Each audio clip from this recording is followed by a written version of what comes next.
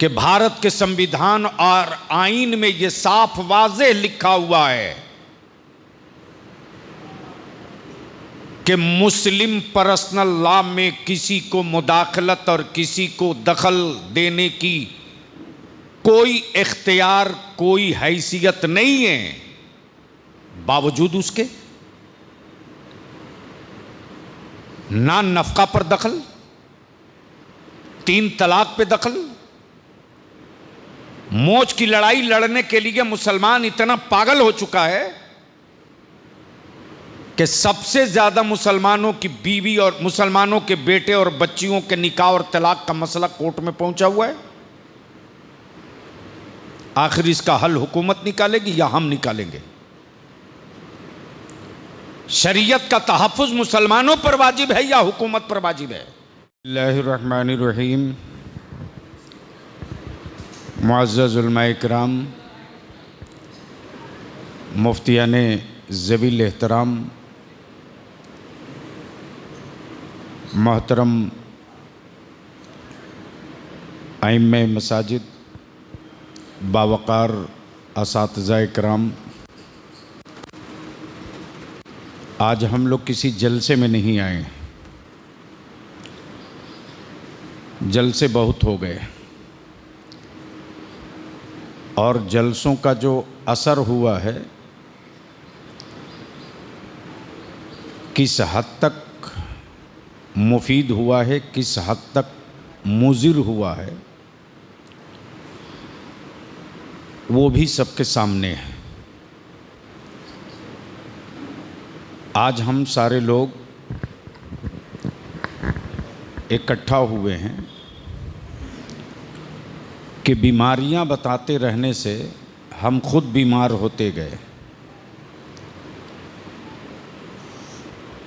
दवा कब तलाशेंगे?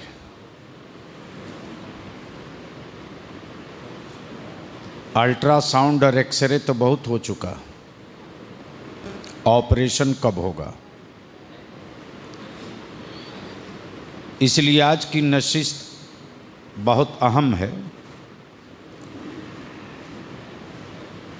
उन लोगों के लिए अहम है जो अभी जिंदा हैं। मरी हुई लाशों के लिए ये मीटिंग नहीं है और ये मीटिंग उनके लिए भी नहीं है जो आलिम बने हैं दौलत कमाने के लिए। ये नशिस्त उनके लिए भी नहीं है जो जीते हैं सिर्फ अपने बाल बच्चों के लिए। ये नशिस्त उनके लिए है जिनके वजूद में आकाबिरीन अहले सुन्नत के खिलाए हुए लुक़मे का एहसास जिंदा है। इसलिए आज जलसा नहीं है और आपसे हाथ जोड़ के अपील है कि आप उतने ही मशवरा दें जितनी आप मदद कर सकते हो, वरना मशवरे की मुकम्मल किताब लिख दीजिए अब मुसन्निफ खुद ही अमल ना करे तो बेहतर है। रोशनाई और कागज़ बचाने से बेहतर है वैसी किताबों को जला देनी चाहिए।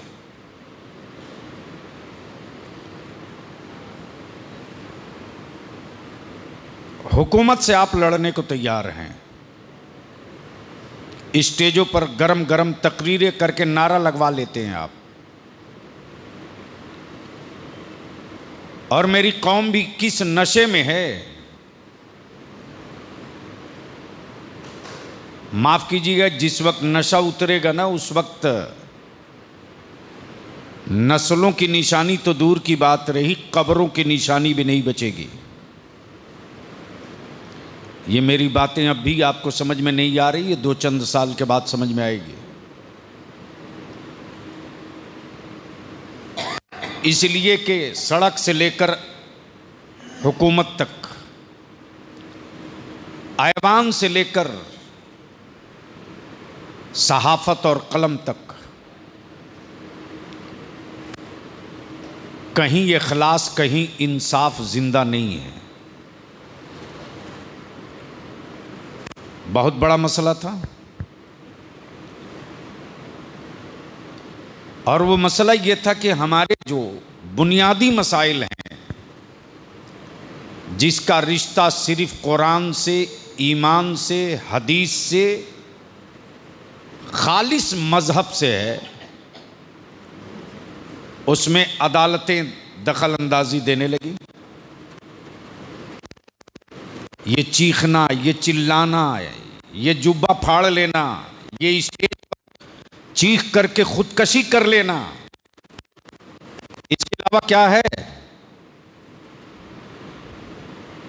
लेकिन सन 1968 में हमारे बुजुर्गों ने महसूस किया, सन 1968 में, कि चीखने चिल्लाने और बीमारी बताने से बेहतर है हम दवा खुद तैयार कर लें। और सन 1968 में गैर मुनकसिम बिहार झारखंड जब एक था, रईसुल कलम कायदे अहले सुन्नत अल्लामा अरशदुल कादरी, मुजाहिदे दौरा अल्लामा सैयद मुजफ्फर हुसैन के चौचवी वगैरह, हमने सीवान में 250 अकाबिरीन अहले सुन्नत को इकट्ठा किया। 250।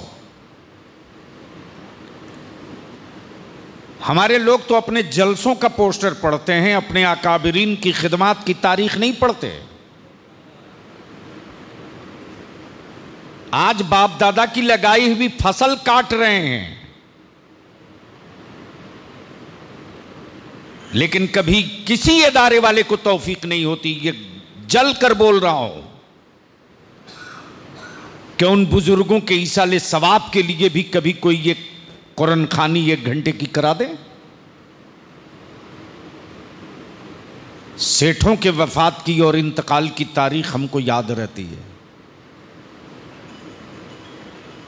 सीमेंट और गिट्टी देने वालों की तारीख याद रहती है साहब।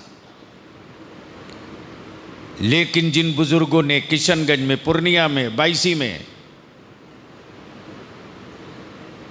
तम्बू, शामियाना, कनात खुद से गाड़ा है, खुद से दीन में ऐलान किया है, रिक्शा पर घूम घूम के,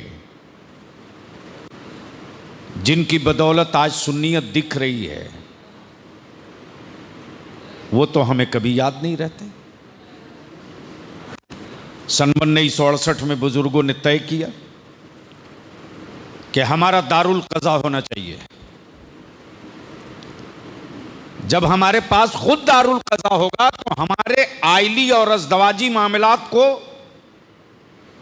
हम उस अदालत में जाने ही नहीं देंगे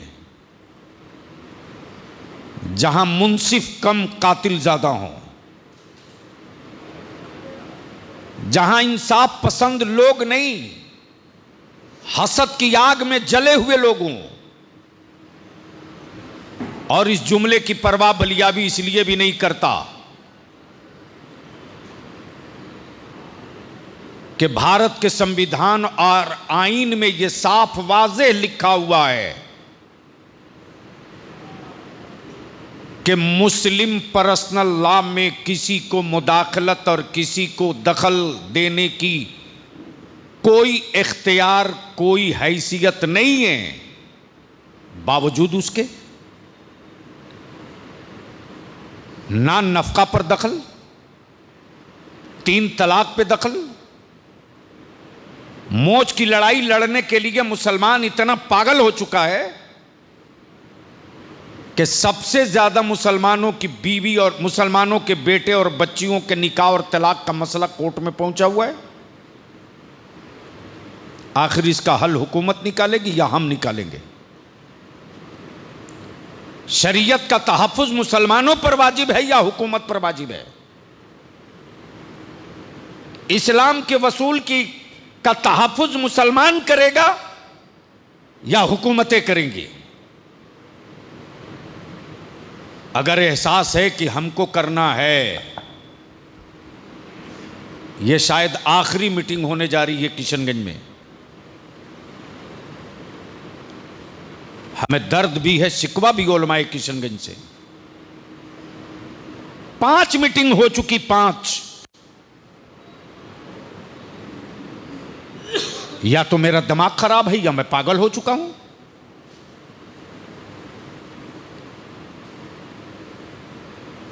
क्या मतलब है? नारा लगाते रहिए, सबसे बड़ी आबादी किशनगंज में आपकी है। तलबे से जमीन नहीं, पूरी जागीरदारी निकल चुकी है। गलतफहमी में मत रहिए। और अभी जो बांग्लादेश में एक्सीडेंट हुआ है, माफ कीजिएगा, प्रयोगशाला इसी इलाके को बनाया जाएगा। मुल्क के हालात और मुल्क के तनाजुर में मुल्क के अक्सरियती तबके के जहन को मुंतकिल करने के लिए तख्ते मश्क आप ही के बच्चे बनेंगे। लिख लीजिए, अदारे शरिया मदरसा नहीं है, अदारे शरिया दारुल उलूम नहीं है। अगर दारुल उलूम या मदरसे का कंसेप्ट या सोच होती तो हमारे बुजुर्ग इसका नाम इदारे शरिया नहीं रखते, कोई दारुल उलूम रख देते। क्यों नहीं रखे? सन 1968 में हुजूर मुफ्ती आजम हिंद रदी अल्लाह ताला अन्हु की सदारत में तशरीफ लाए। कुछ कुर्सियां इधर ही, जिसमें हुजूर सैयदुल उलमा भी, हुजूर मुजाहिद मिल्लत भी, हुजूर बुरहान मिल्लत भी, हुजूर हाफिज मिल्लत भी, ये सारे अकाबरीन जमा थे। और बाज़ाब्ता एक वसूल क़ज़ा मुरत्तब हुआ कि किन किन बुनियादों पर कैसे कैसे हम आइली और अज़दवाजी मामलात को बैठ करके हल कर लें।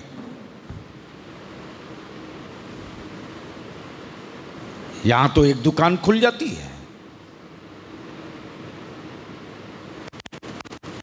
अब तो ऑनलाइन मुद्दे की तरफ पैदा कर दिए हम। कोई डिसिप्लिन नहीं साहब। हम किसको धोखा दे रहे हैं? हम किसका गोश्त खा रहे हैं?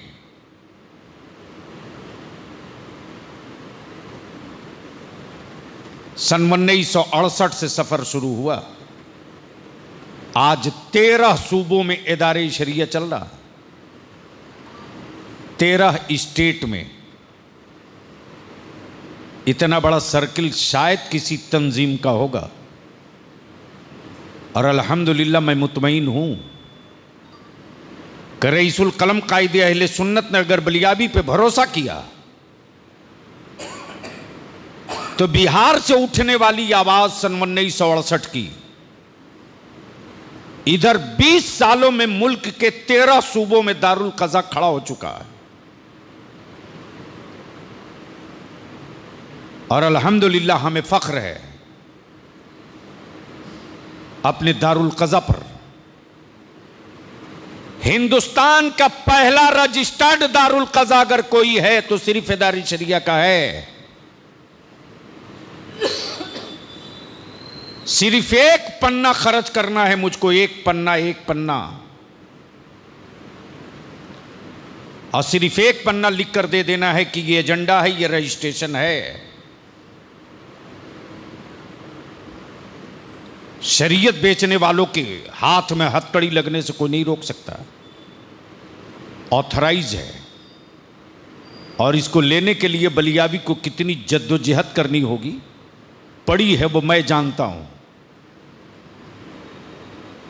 इसलिए कि पैरेलल बमुकाबिल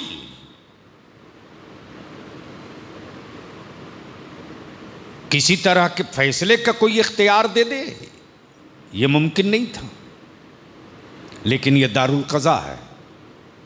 हम डंडा नहीं चला सकते, हम हथकड़ी नहीं पहना सकते, हम दुर्रे नहीं मार सकते, हम जेल में नहीं डाल सकते। अल्लाह और उसके रसूल का हुक्म बताकर अगर दोनों फरीक ईमान वाला है तो हम राजी इस बात की इस बात पर रजामंदी लेते हैं, राजी कर लेते हैं कि तफरीक और तलाक से दो खानदानों की तबाही के साथ साथ जो दो के मिलन और दो के निकाह के बाद जो औलादे पैदा हुई हैं उनका मुस्तकबिल कीड़े मकोड़े का न बनने पावे। 99% मामलात सुलह और मसालिहत से हल कर लिए जाते हैं। आपको नहीं पता है ना, होगा भी नहीं,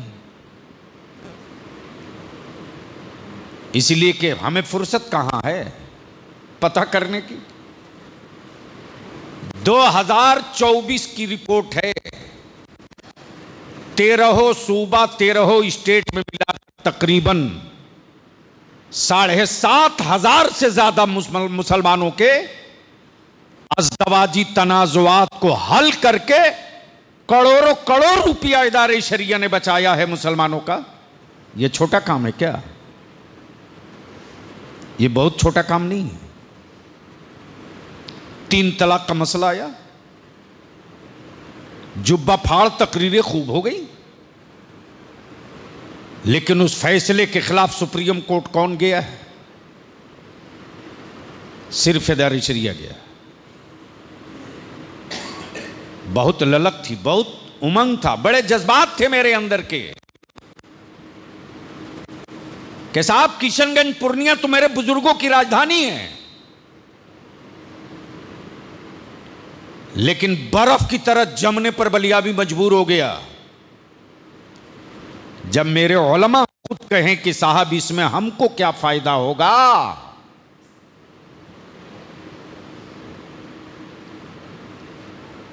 जब आलिम और वारिस अंबिया कहे कि हमको क्या फायदा होगा, तब इसके आगे कुछ बच नहीं जाता है कहने को। इसलिए नई पौध और नए फारिगीन को तो हम कुछ नहीं कह सकते, लेकिन अपनी जमात के बुजुर्ग उलमा से जरूर इल्तिजा और अपील करेंगे। संभाल सकते हो तो अपने आने वाली नस्लों को संभाल लीजिए, वरना 2 इजलास हुए इस इलाके में, 2 मुफ्ती आरिफ साहब जिनका बाप मुफ्ती आजम का मुरीद था, उसका पूरा खानदान गया है जमात के दुआ में, पूरा खानदान गया है। मर चुके हैं हम, सिर्फ लाश बची है, लाश। हम चंदाखोरों की लिस्ट में नाम लिखवा चुके हैं, भूल चुके हैं कि भरोसा करके बुजुर्गों ने सर पे पगड़ी बांधी थी। किसको दौलत नहीं चाहिए? कितनी दौलत चाहिए? क्या करेंगे लेकर? जब मरने के बाद बेटा ही मेरी कब्र पर फातिहा ना पढ़ सके?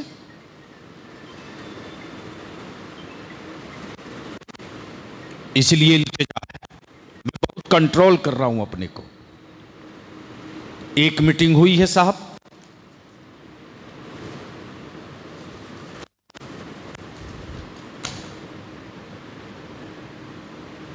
आठ अगस्त को हनफिया में हजरत मुफ्ती निजामुद्दीन साहब की सदारत में एक मीटिंग हुई थी।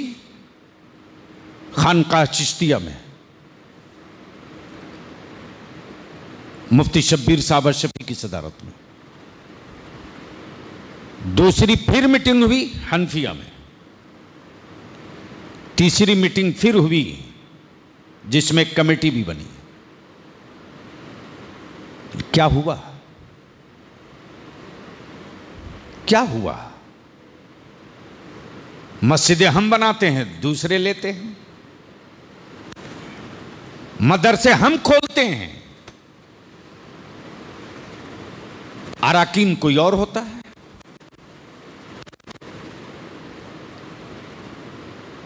वक्फ में जमीन हमारे बाप दादा दिए सवाब के लिए, मालिक कोई और बनता है।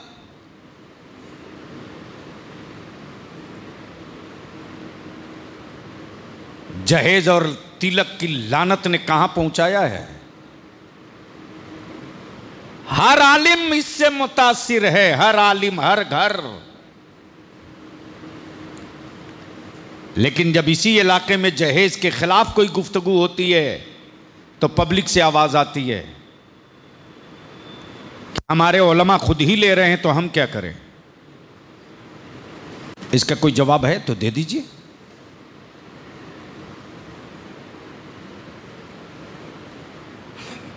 जब ये जुमला निकलता है पब्लिक से तो लगता है जमीन फट जाए, धंस जाए हम।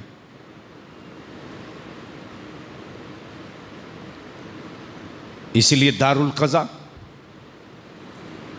एक बड़ा बुनियादी मसला है। जहेज को रोकने के लिए जो तहरीक चली है, अल्हम्दुलिल्लाह, मैं तो दावत दे रहा हूं, जाइए। जहां जहां इदारे शरिया की तहरीक बेदारी का इजलास हुआ है, जाइए। बड़े बड़े करोड़पतियों की औकात के रख दिया वहां के नौजवानों ने। मजाले कोई डीजे बजा और पटाखा फोड़ देगा। जब तक गांव में हमारी कमेटी नहीं बनेगी, जब तक हम अपनी मस्जिद नहीं गिनेंगे, जब तक हम मस्जिदों के सदर सिगरेटी को लेकर नहीं बैठेंगे, तब तक तकरीर करके हम नफ्स को तो खुश कर सकते हैं कि नारा खूब लग गया, रिजल्ट हम जमीन पर नहीं उतार सकते। इसलिए इन सारे एजेंडों पर अगर लगता है आपको, अगर लगता है आपको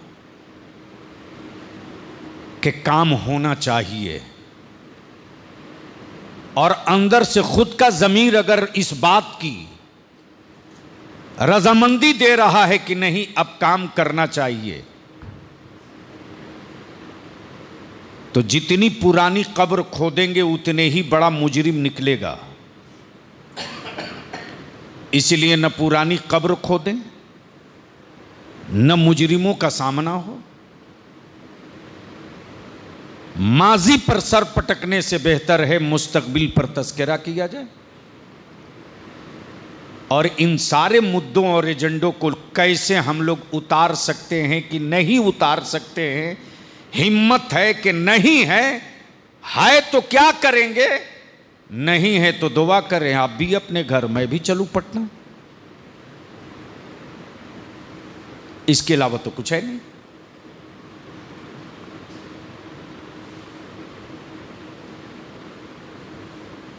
मॉब लिंचिंग पूरे मुल्क में आम हो रही है और आप मुतमईन हैं कि आपके टोपी और दाढ़ी की हिफाजत हुकूमतें करें। एक आदिवासी के बेटे के मुंह पर पेशाब कर दिया किसी समाज दुश्मन ने तो पूरा मुल्क खड़ा हो गया। और ट्रेन में टोपी दाढ़ी देखकर सूट कर दिया वर्दी पहनने वाला, मुल्क के किसी कुत्ते की भी आंख नहीं खुली। तो अगर खुद को जिंदा रहने के लिए पैदा लिए हैं तो आपसे कोई शिकायत नहीं। अल्लाह वो सारे ऐश का सामान आपको अता कर दे, आप जी लीजिए। लेकिन जिंदगी के अंदर एहसास है कि मेरे मरने के बाद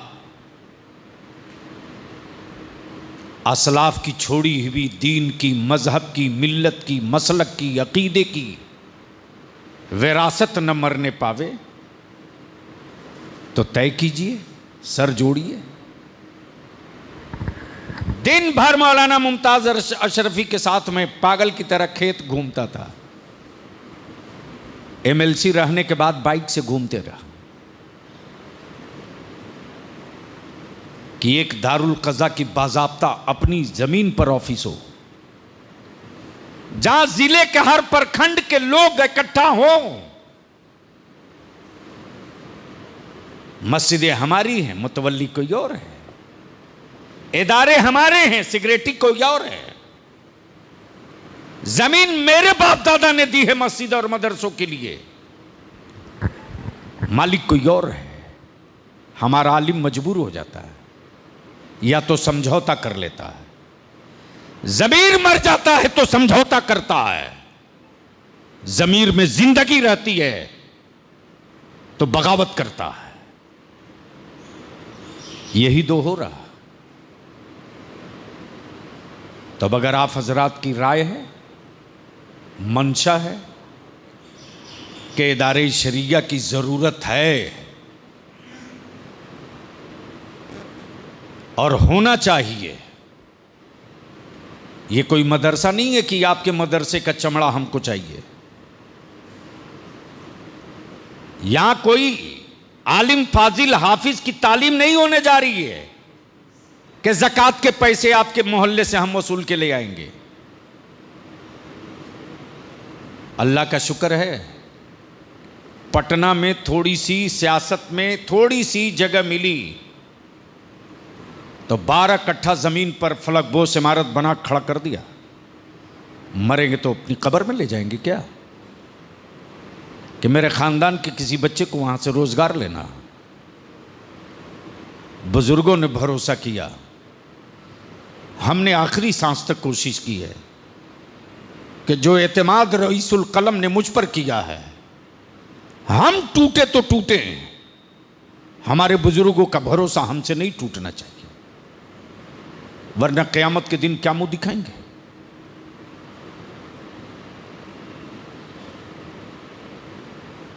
अल्हम्दुलिल्लाह अभी 15 दिन पहले मुफ्ती साहब 15 दिन पहले डाल्टनगंज गया था। इसी तरह हॉल में मीटिंग थी। सैयद रजी अहमद वहां हमारा नौजवान आलिम सदर है। 2.5 लाख का मजमा जमा हुआ था, 2.5 लाख का। तहरीके बेदारी के इजलास में 2.5 लाख का मजमा जमा हुआ था। पूरी झारखंड हुकूमत पागल की तरह से बिफरी हुई थी। उस वक्त मैंने कहा था इंची टेप से नाप कर अपनी नस्लों का हिस्सा ले लूंगा, याद रखना। अल्लाह का शुक्र है, जब उतरे हैं मैदान में तो देने वालों की कमी नहीं है। करीब करीब हमको 20 कट्ठा जमीन मिल गई है, 20 कट्ठा। और एक प्रोजेक्ट पड़ेगा, मदरसा नहीं होगा, सिर्फ एक एजुकेशनल। आज मेरी कौम का पैसा वाला अपनी बच्चियों को दिल्ली, पटना, वो कौन सी जगह हजरत, और जहां नीट की तैयारी कराता है राजस्थान में, कोटा, पैसा दे करके डॉक्टर तो बना दे रहा, अंदर कई इस्लाम दफन हो रहा। इर्तदाद की शिकार हो रही हैं बेटियां। एक मंदिर के पैसे से इतना बड़ा हॉस्पिटल खड़ा हो गया बिहार में।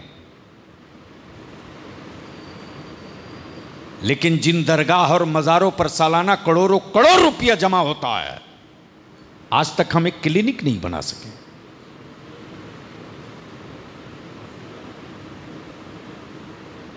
अल्हम्दुलिल्लाह रबीउल अव्वल शरीफ के बाद उस 20 कट्ठा जमीन पर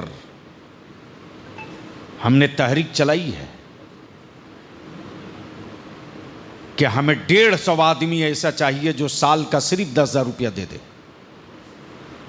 मैंने मीटिंग में शुरू किया, तकरीबन 60 आदमी मिल गया। लोगों ने कहा बलियावी साहब जिस दिन ईंट रख दोगे ना उस दिन 150 की बात कर रहे हो, 1,500 लोग खड़ा हो जाएंगे। और उसका सिर्फ एक मोटिव है बाबू कुर्सियां इधर दीजिए, तशरीफ लाएं हजरत। बेटे एक कुर्सी लगवाओ। कि हम किस तरह से अपने बच्चों को, मदरसों में एक से एक जीनियस बच्चे तैयार हो रहे हैं, लेकिन यतीम खाना से निकला, यतीम खाना में चला गया। बन के आया मुफ्ती, इमामत करने पर मजबूर है गांव में। बन कर आया बेहतरीन कलमकार जर्नलिस्ट, लेकिन मजबूर है कि उसकी लिखी हुई किताबें छापेगा कौन। तो हम अगर सिर्फ बिरयानी खोर होते तो काम चल जाता, हम तो नस्ल खोर हो चुके हैं। इसलिए मैं इल्तिजा करूंगा कि आप हजरात अपनी राय भी दे दें। कुछ तल्ख जुमले मैंने कह दिए, चूंकि बहुत जब्त किया, और ये रुदादे दर्द में इसलिए उबल पड़ा है कि वो सारे जिम्मेदार चेहरे आज अल्हम्दुलिल्लाह हैं।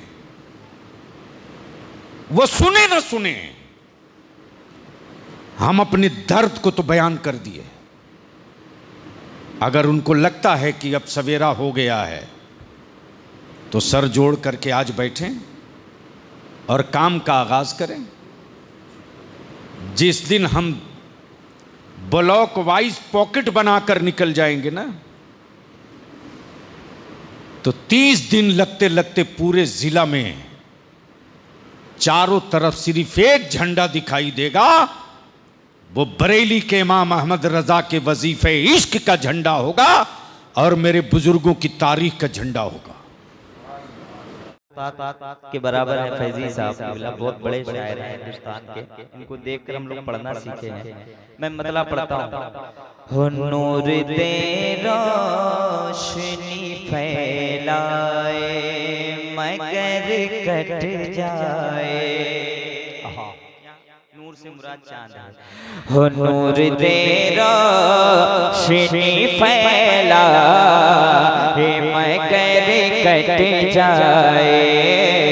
नूर तेरा रोशनी फैला मगर कट जाए। नूर तेरा रोशनी फैला मगर कटे जाए। और मुस्तफा वगैली मुस्तफा वगैली उठा दे तो कमर कट जाए। वगैली उठा दे तो कमर कट जाए। मुस्तफा वगैली उठा दे तो कमर कट जाए। मुस्तफा वगैली उठा दे तो कमर कट जाए। एक शेर पढ़ता हूँ। पाए सरकारे तो आलम की धमक तो देखो। पाए सरकारे तो आलम की धमक तो देखो। पाए सरकार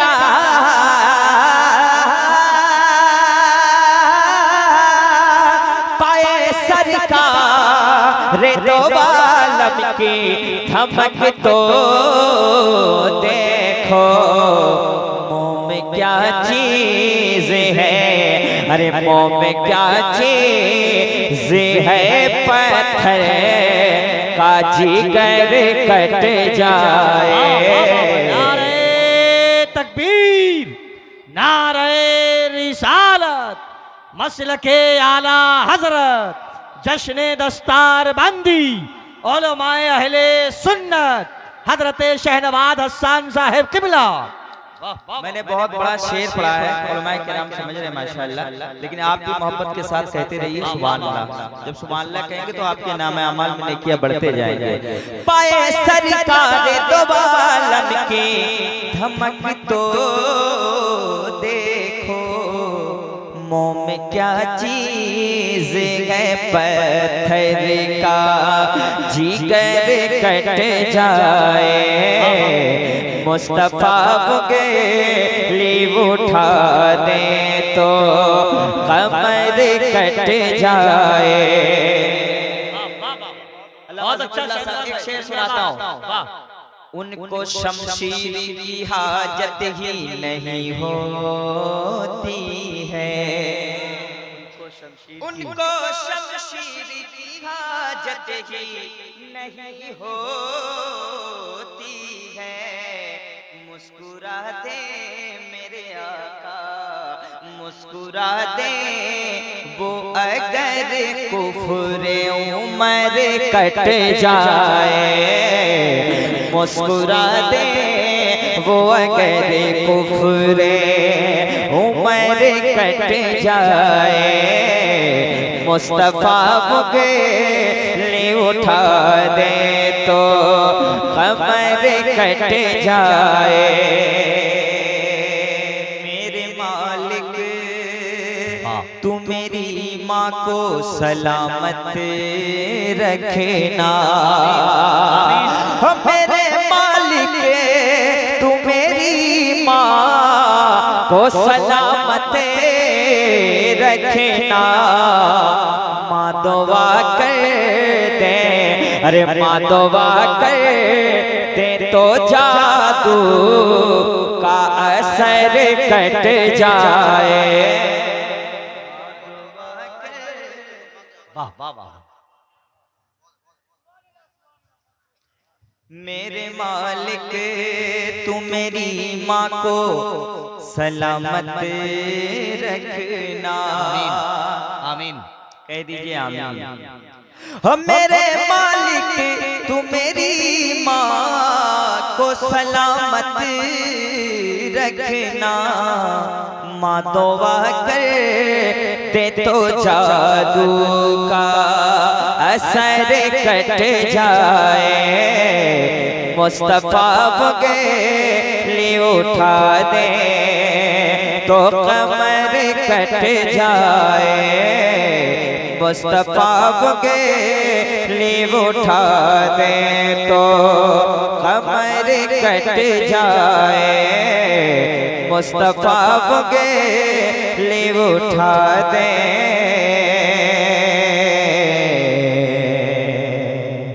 तो कमर कट जाए। काश मैं जाऊं मदीने तो कुछ ऐसे जाऊं, काश मैं जाऊं मदीने तो कुछ ऐसे जाऊं। या रसूल अल्लाह रोते रोते ही मेरा सारा सफर कट जाए, मुस्तफा बुगेली उठा दे। माशाल्लाह अगर ऐसे सामाइन हर जगह मिले तो माशाल्लाह शायर आराम से पढ़ता जाएगा, आराम से पढ़ता जाएगा। मेरा काम है पढ़ना, मेरा काम है पढ़ना, आपका काम है सुनना। होगा हर सर से बुलंद उसका मकाम है, होगा हर सर से बुलंद उसका मकाम है। हिफ्ज़े नामो से रिसालत में जो सर कट जाए, मुस्तफा बुगेली उठा दे तो कमर कट जाए। सरवर कहूँ के माल को मौला कहूँ तुझे,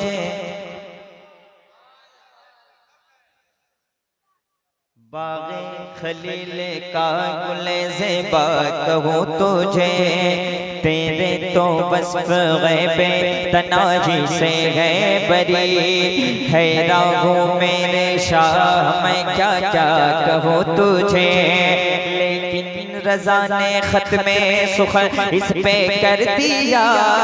खालिक का बंदा खल्क का कहूँ तुझे, मौला कहूँ तुझे, तो मुझे नबी का गोसाला बना दिया होता, मुझे नबी का गोसाला बना दिया होता। सरकार की आमद,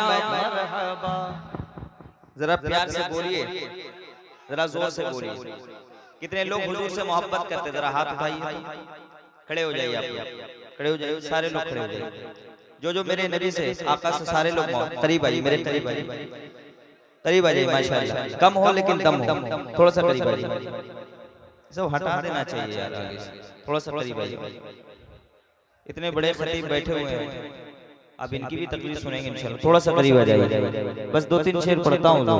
मुझे नबी का गोसाला बना दिया होता, सरकार की आमद, जरा आहिस्ता बोलिए, पुलिस पकड़ लेगी आपको। सरकार की आमद, और जोर से, सरकार की आमद, दिलदार की आमद। क्या कुर्सी वाले आशिक नहीं है क्या? क्या आपको 1 लाख की कुर्सी मिल गई क्या? हाथ उठा लीजिए हुजूर के नाम पे। सरकार की आमद, दिलदार की आमद, मरहबा मुझे नबी का गोसाला बना दिया होता, मुझे नबी का गोसाला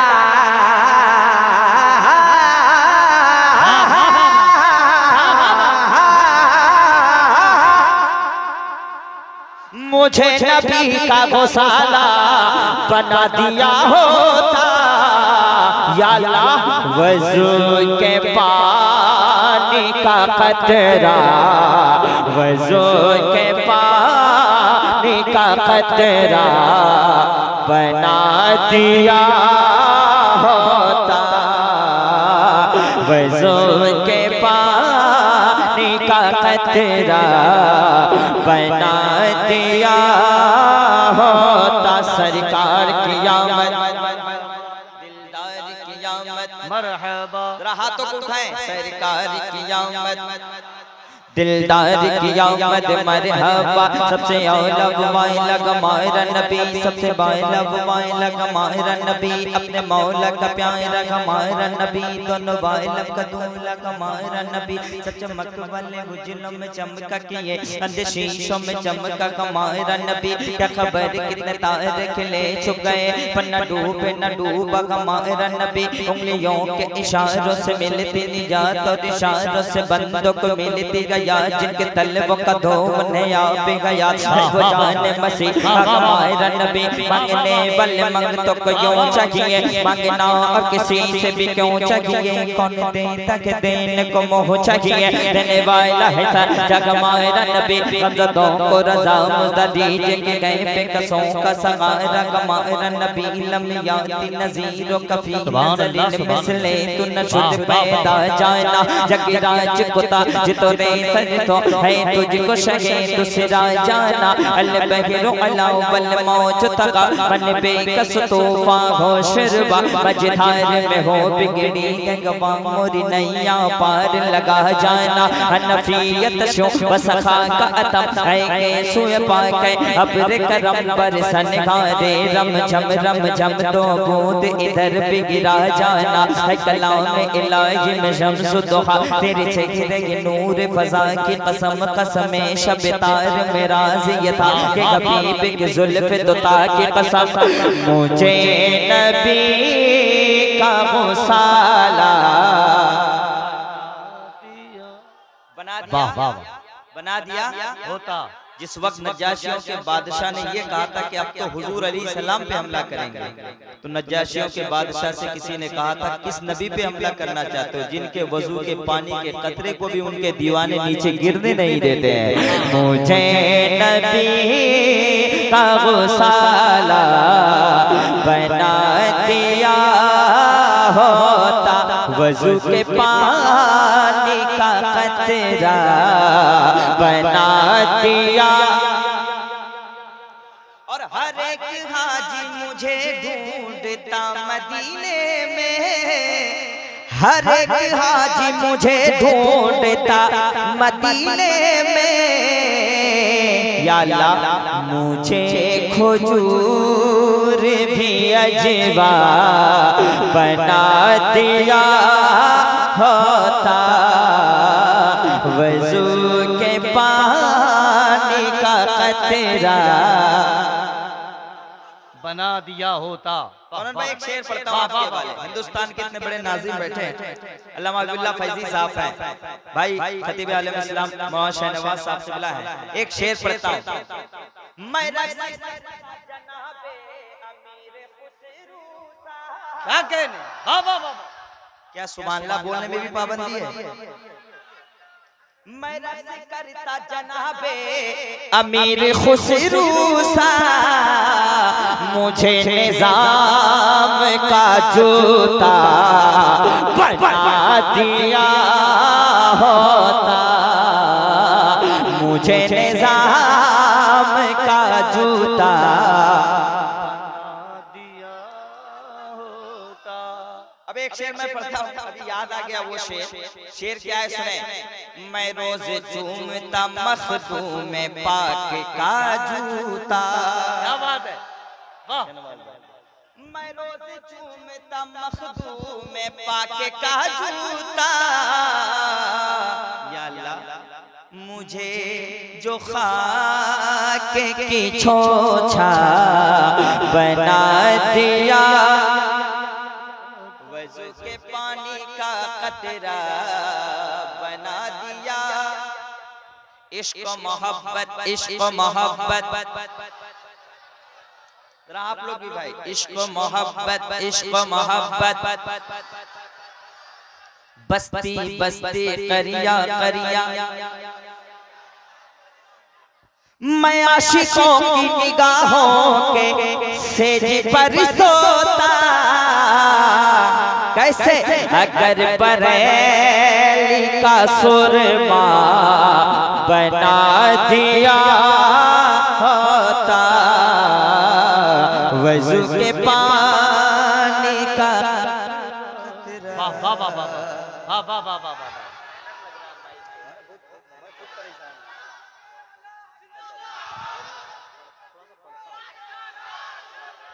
कलाम तो बहुत लाया था, लेकिन वक्त वक्त के साथ साथ ख्याल भी रखना पड़ रहा है, इसलिए कि हजरत बैठे हुए हैं, बहुत बड़े खतीब हैं। नहीं तो इंशाल्लाह फिर किसी दूसरे जलसे में पढ़ दूंगा। अभी मैंने बरेली शरीफ में 3 रोज, बरेली शरीफ में 3 दिन पहले पढ़ा था। दिल जान और जिगर है बरेली शरीफ में, मेरे रजा का घर है बरेली शरीफ में। शहनवाज भाई कह रहे हैं, वो जो मशहूर जमाना कलाम मेरा है, तू गए रब की रजा। हाय हाय, इस तरह आ रहा है, इतना दौड़ के आ रहे हैं, 10 रुपया लेके आ रहे हैं। चलिए ये भी आपकी मोहब्बत भाई। नहीं तो आजकल कुछ लोग हमेशा मतलब चाहते कि मैं बना रहूं, कुछ ना कुछ बोल के बना रहे हैं। हाँ, अल्लाह सलामत रखे। तू गए रब की रजा, तू गए सबसे जुदा, या सैयदी मुर्शिद अख्तर रजा, या सैयदी मुर्शिद अख्तर रजा।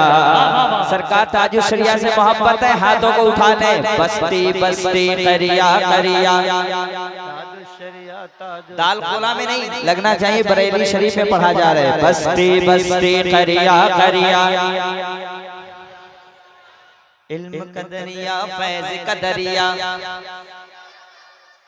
कौन बना मेहमान काबा, ताजो शरिया ताजो शरिया, बस्ती बस्ती करिया करिया, ताजो शरिया ताजो शरिया। तो तू है पीर मेरा मैं मुरीद तेरा, या सैयदी मुर्शिद अख्तर रज़ा, या सैयदी मुर्शिद अख्तर रज़ा। बस्ती बस्ती करिया करिया, इल्म का दरिया फैज़ का दरिया, ताजो शरिया ताजो शरिया। कौन बना मेहमान काबा, ताजो शरिया ताजो शरिया। हो जब जनाज़े को कांधा लगाया गया, आशिकों के दिलों से गया सदा। अब कैसे करे दीदार तेरा, या सैयदी मुर्शिद अख्तर रज़ा, या सैयदी जिंदाबाद। ताजो शरिया ताजो शरिया। मुर्शिद अख्तर रज़ा, या सैयदी मुर्शिद अख्तर रज़ा। देखिए फख्रे अज़हर का है फैसला, बागियों के लिए एक नया ज़लज़ला। देखिए फख्रे अज़हर का है फैसला, बागियों के लिए एक नया ज़लज़ला। अपने नाना मुफ्ते आज़म हिंद, अपने नाना के जय साहिवार किया, या सैयदी मुर्शिद अख्तर रज़ा, या सैयदी मुर्शिद अख्तर रज़ा। आखिरी बन क्या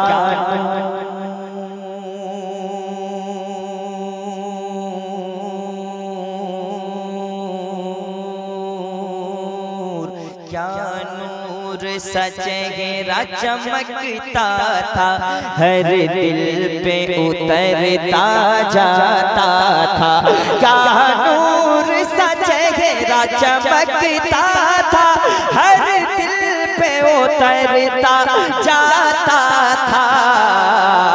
तेरी एक झलक है सबसे जुदा, या सैयदी मुर्शिद अख्तर रज़ा, या सैयदी मुर्शिद अख्तर रज़ा। बस्ती बस्ती करिया करिया,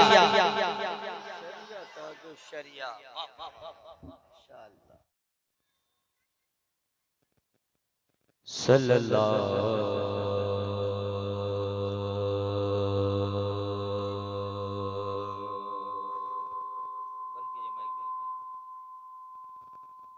सल्लल्लाहु अलैहि या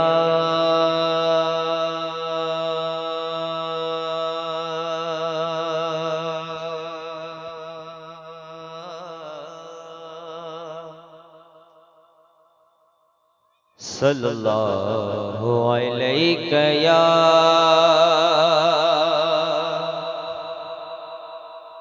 या रसूल अल्लाह।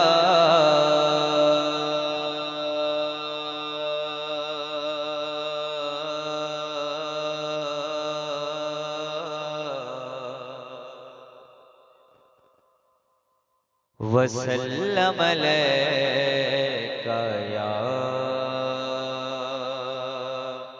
हबीबल्लाह।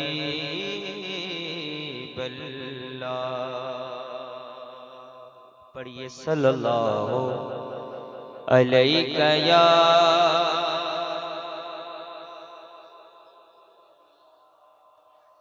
वसल्लम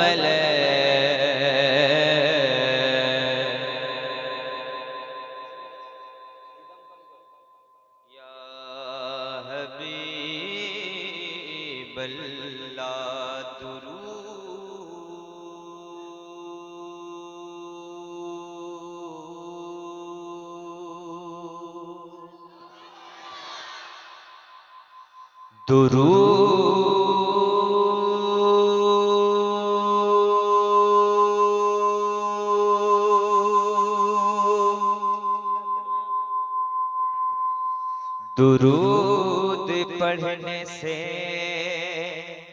चेहरे पे नूर आता है।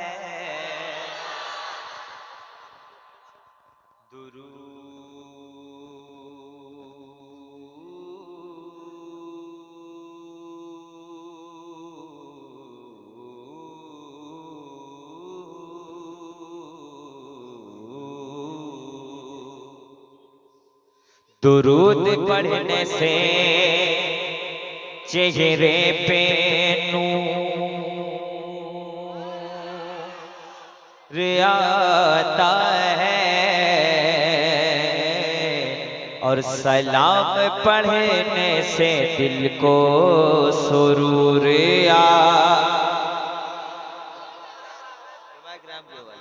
सलाम पढ़ने से दिल को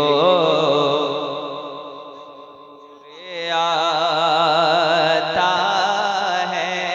सलाम पढ़ने से दिल को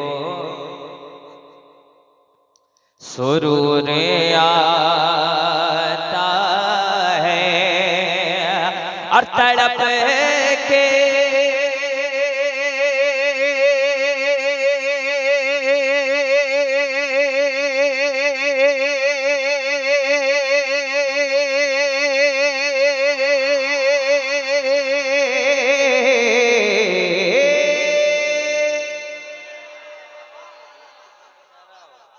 तड़प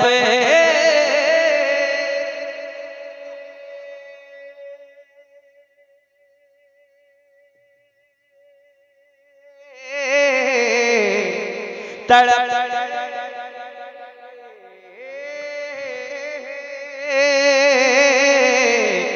तड़प के जो नबी को याद करता है उसे तो तैबा उसे बुलावा तैबा का जरूर आता है। पढ़िए सल्लल्लाहु अलैहि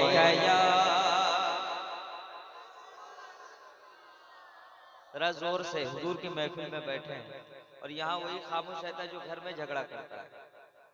यहाँ बोलने का मौका है, अब यहाँ खामोश बैठे हैं। मेरे साथ पढ़े सल्लल्लाहु अलैहि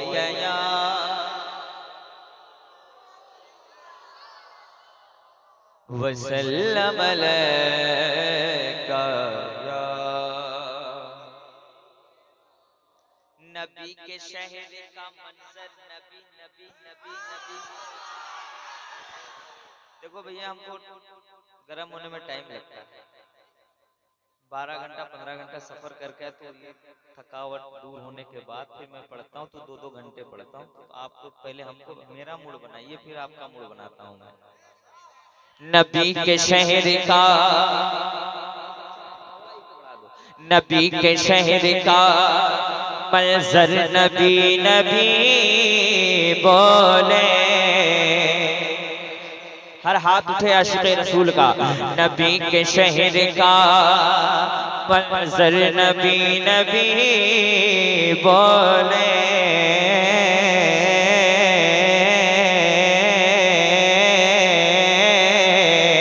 हर दीवाने का हाथ उठ जाए, बस माँ बहनें सुनती रहे। नबी के शहर का मंजर नबी नबी बोले। फलक से चाँद उतर कर नबी नबी बोले। फलक से चाँद उतर कर नबी नबी बोले। और जिधर जिधर से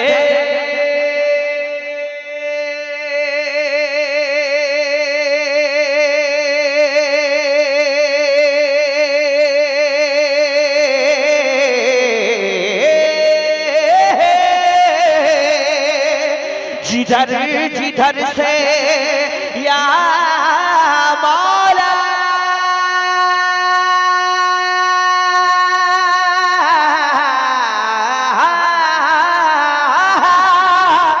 जिधर जिधर से मेरे मुस्तफा गुजरते थे,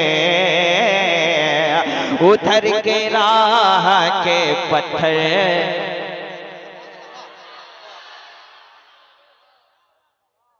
अरे कोई नारा तो लगाए जोर से। उधर के राह के पत्थर।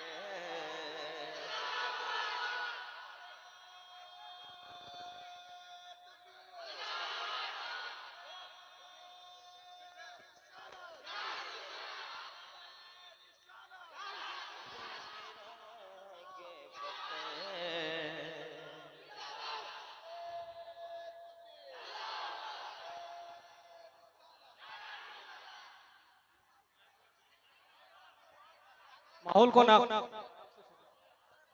अल्लाह सलाम, अल्लाह सलाम। अभी तो मैंने पढ़ा भी नहीं, ये तो आपकी मोहब्बत है। अभी कुछ देर बाद लगेगा, यहाँ नहीं मदीना शरीफ के पास पहुंच गए हैं। और अल्हम्दुलिल्लाह मैं अभी 2 महीना पहले सरकार की बारगाह में मदीना शरीफ में भी था। अब मैं जब आपका मूड बन गया है तो मैं एक पहले संजीदगी के साथ एक कलाम सुनिए हजरत मोइन जामी साहब का, उसके बाद फिर इंशाअल्लाह अपना कलाम मैं बहुत देर तक पढ़ूंगा, बहुत देर तक खिदमत करूंगा। आज सुनेंगे आप हजरात?